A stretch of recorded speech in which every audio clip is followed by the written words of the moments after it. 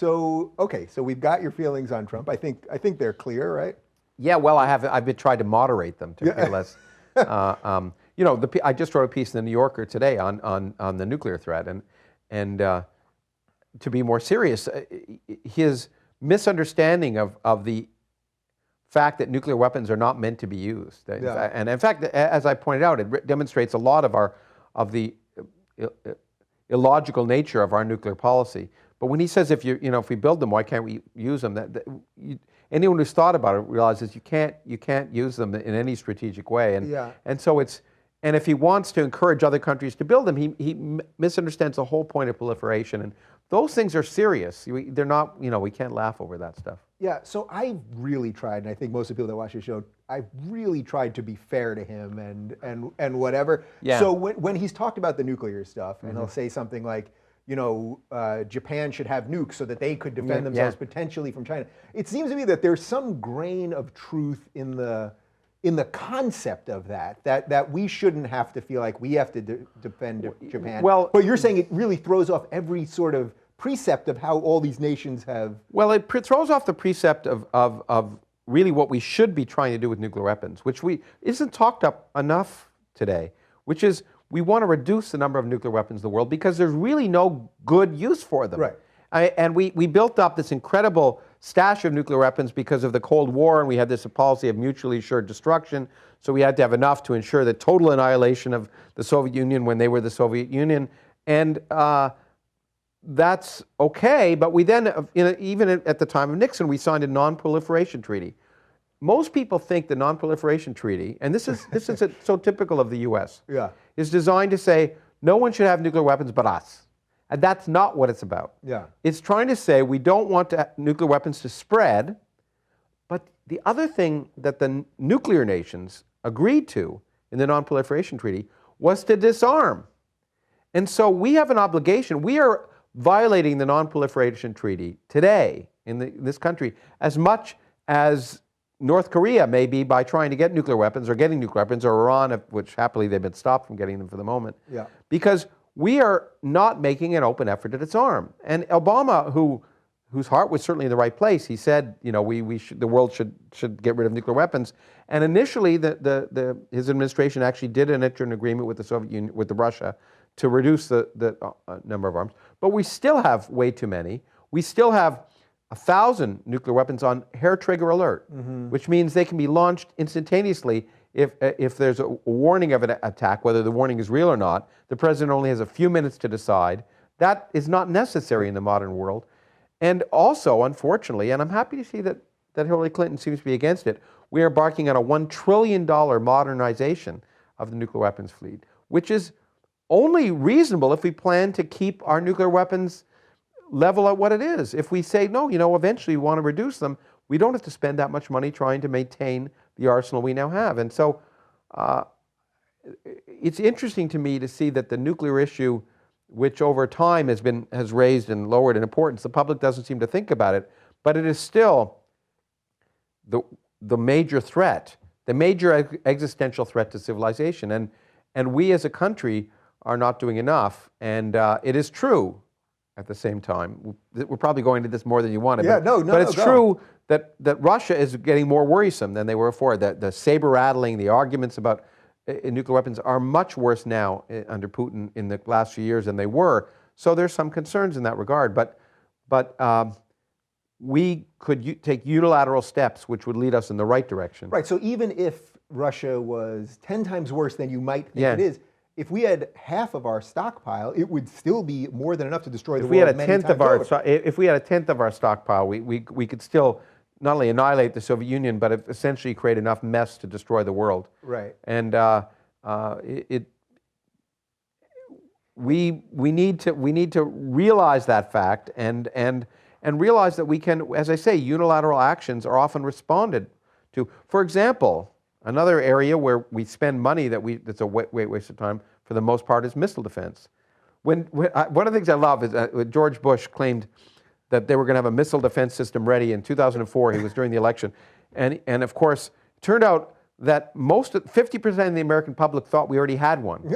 And as I argued at the time, What they should say is, we already have one. Yeah, we got one. Because Don't worry, it's just guys. as effective as a system that doesn't work, but it doesn't cost $100 billion, so it's a lot less expensive, and it serves the same effect. So how much of this, though, is just that a huge percentage of our economy is tied into the military? It is, but but what you're hearing in the presidential election is we're not spending enough, and that's what's scary. What we need to do is spend rationally. People say that for a long time.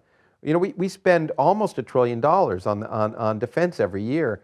And the question is, we have to look and say, look, it's not as if we can disarm as a nation completely in all ways. The world is a dangerous place. But the question is, do we need to spend that kind of money? And the answer, I think, for many people is we could spend less more effectively. Do you think there's any situation where ethically we could use nukes? I mean, if let's say, because I don't think it's going to be through a nation state, but let's say somebody got a dirty bomb in here and blew up Times Square. So the question is, I think the answer generally is no. Nuclear weapons right now are useful for deterrence, to stop other people from doing things. But you hit an interesting point that when might you use them? And what many people may not realize is that the country has most people think the U.S. has a no first use policy. Namely, we would never be the first ones to use them. We don't. Right. Because we've said, well, what if not someone uses nuclear weapons, but what if someone launches biological weapons? Shouldn't we be allowed to nuke them? Or what if someone nukes South Korea? Shouldn't we be allowed to nuke in response? And so these are questions that you can debate. But on the whole, the question is, what do you gain versus conventional forces? And other than an act of anger.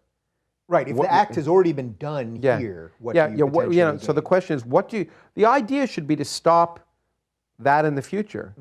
And inevitably, the problem is that under many scenarios, once you start using nuclear weapons, it proliferates.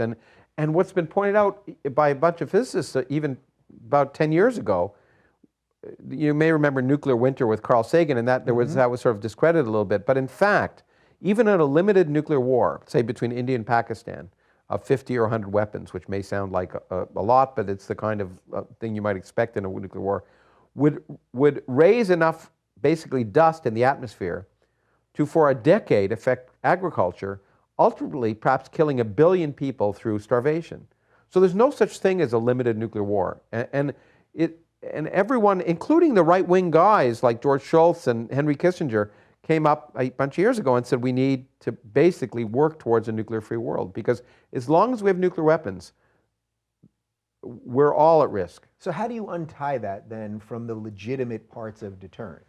If your argument is that deterrence is an important piece of a strategy, because by having deterrence, you don't necessarily have to fight a ground war, how do you untie those two? Well, things? for example, you can ask right now, how many nuclear weapons do you need to deter an aggressor? And you certainly don't need. The United States has 5,000. Soviet Union, Russia. Excuse me, I grew up in the Soviet Union state. You keep forgetting what year it is. Yeah, I know. It's exactly. You've had a busy but day. Russia has another 5,000. That's we don't need 5,000 weapons to deter. 100 nuclear weapons would be more than enough to destroy basically any country and dramatically affect the world. So maybe we could immediately go down to 100 weapons. And so then what's the difference then, ultimately, for someone that's hearing you and saying, well, if we have them but we're not using, what's the difference whether we have 5,000 Well, or to 200? maintain a fleet of 5,000 weapons, including the infrastructure, requires an incredible amount of money. Got it. So that alone, in fact, this $1 trillion modernization gives you an example of the infrastructure costs. So there are economic costs as well as security costs. And if we decided rationally, it's better to, it's like if you have 10 cars, it costs you a lot more money to maintain them than if you have one. It's not just the cost of the cars. Yeah, so as a theoretical physicist, when you talk about all of this stuff, you have an insight into how things actually work that the average person doesn't have. Do you worry that you'll ever stumble upon something, or somehow accidentally or maybe intentionally you find something and then realize how it could be turned into something horrific? I mean, that's like the big apocalyptic I question, see. No, I happily, I'm always pleased to say that what I work on has no practical significance whatsoever. I heard you say that at I'm Reason proud of Rally, it. but it no, seems I to me worry there about has the to be origins some... and history of the universe, and you can never, of course, the great thing about science is you never know what's going to be discovered or what the implications Right, so that I guess really. But if you had to pick one area that had less direct practical significance, it'd be hard to find one more than mine, where I try and understand how the universe began and how it's going to end. And these questions are incredibly important for us culturally, but the kind of new physics that we try and develop and understand affects the universe on scales that really are divorced from human scales directly. Obviously, they relate to what the reasons, how we got here. My new book, which I will plug, called The Greatest Story Ever Told So Far. Yeah. The subtitle comes out in March 2017. Yeah, March 2017. But the subtitle is called Why Are We Here? Yeah. And ultimately, we want to understand those questions. And unfortunately, religion tries to usurp those questions. I want to point out how science can address them. So they're fundamental sort of cultural questions, but I like to say, although it's pretentious because I don't want to make comparison, but my work or the work by people like me is as useful as a Mozart symphony. I mean, it's at its best, it could be as useful as a Mozart symphony. It enhances the cultural experience of being human.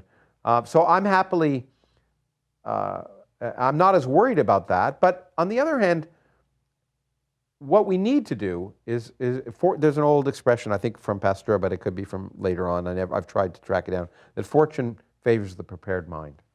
And what we need to do is think about what the possibilities are so we're prepared to act. And we can't be prepared to act if we put our heads in the sand. So we can say, oh, we should never do genetic engineering, but it's happening. So we can talk about artificial intelligence and say we need to stop that, but it's not going to be stopped. What we need to do is think about the possibilities, and that's one of the reasons why the Origins project I run at ASU is for me so exciting, because we try to bring scientists together to look at forefront questions, but then we have public events where 3,000 people attend and listen, and the point is you can't have a good democracy without an informed population. And so to try and raise these questions and get people to think about the possibilities will allow us to be better prepared for surprising possibilities in the future, because we don't know where the future lies. I often say, and I said it on a film recently, that I'm not if someone tells you they're a futurist, in my mind, that's when you stop listening, because I try not to make predictions about anything other than like 2 trillion years in the future. Right, that's what do you call that? That's a super futurist? Well, yeah, because first of all, no one will be around to test it, and it's much easier, but we don't, discoveries are called discoveries because they're surprises. But we can try and at least anticipate the set of possibilities so we'll be a little less surprised. And all of us can do that. And that's why, you say I'm a scientist and I have access. It's true, I have access to some information people don't normally have access to. But the process of science, we can all at least have a perspective of what's happening. And that's why it's important. That's why I spend time with my public hat trying to explain and explore science for the public. Not just because it's interesting and exciting, and it is. It's fun, and people are fascinated by it. But because hopefully it'll be useful when people try and confront the challenges of the 21st century. All right, so I want to spend the rest of this talking about your actual work and origins and stuff like that. But my last question on this part goes to you. I have no agenda. I know you don't. You made it very clear, which I love that. So, but my last part goes to your public hat, because clearly you're willing to talk about politics. You're willing to, speak about things freely. And as you emailed me, I have no agenda or anything. Do you ever fear that will have a professional cost? Just by saying things. Quite already, it does all the time, but I suppose to some extent. No, if I feared about that, I would have stopped a long time ago. I guess, look, I think there's not a day goes by that I don't realize I'm fortunate in a way that people, for one reason or another, want to listen to me, or at least I have a public profile. And therefore I have a responsibility, it seems to me, to use that profile responsibly. And that means, of course, to try and popularize science in a way, but also to try and do what I can to have an impact. So in some sense, it goes hand in hand with what I said to you about my work. My work has no practical significance whatsoever, but as a human being, I'm very political, or I'm very interested in what's going on, and therefore, in some sense, maybe I make up for the fact that my work has no usefulness by taking advantage of my public profile to try and do useful things. And one of the useful things can try and be at least to provoke people to think about these things. And so that's what I do.